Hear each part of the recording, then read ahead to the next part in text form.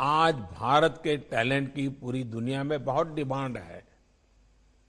इसके लिए जरूरी है कि ग्लोबल डिमांड को देखते हुए स्किल सेट्स की मैपिंग हो और उसके आधार पर देश में युवाओं को तैयार किया जाए। प्रधानमंत्री नरेंद्र मोदी ने बुधवार को शिक्षा मंत्रालय द्वारा आयोजित वेबिनार को संबोधित किया। इस दौरान पीएम मोदी ने कहा, भारत में पहली बार हम 50,000 करोड़ रुपए की लागत से एक राष्ट्रीय अनुसंधान फाउंडेशन विकसित कर रहे हैं। साथियों, इस वर्ष के बजट में इंस्टीट्यूशनल मेकिंग और एक्सेस पर और जोर दिया गया है।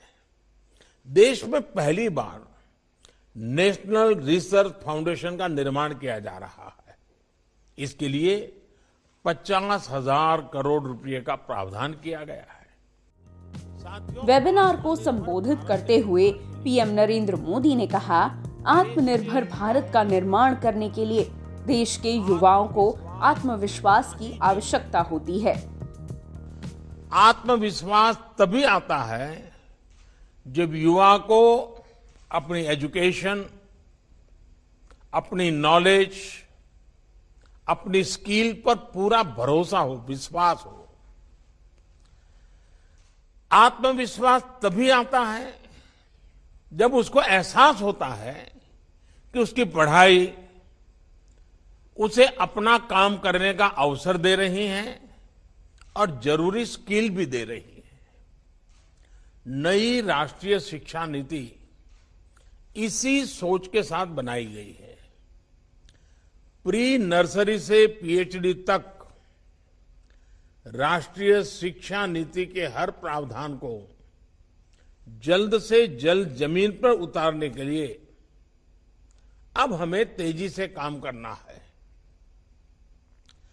कोरोना की वजह से अगर रफ्तार कुछ धीमी भी पड़ी थी, तो अब उसके प्रभाव से निकलकर हमें जरा गति बढ़ानी भी जरूरी है और आगे बढ़ना भी जरूरी है।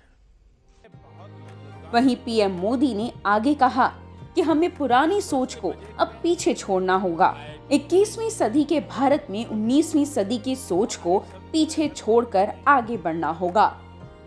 इस वर्ष देश के 1 दर्जन से ज्यादा संस्थानों में ऐसे सुपर कंप्यूटर स्थापित करने की योजना है।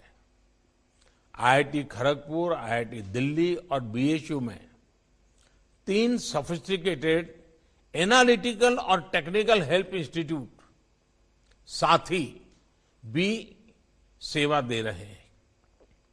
इन सारे कार्यों के बारे में बात करना आज इसलिए जरूरी है क्योंकि ये सरकार के विजन, सरकार के अप्रोच को दिखाता है।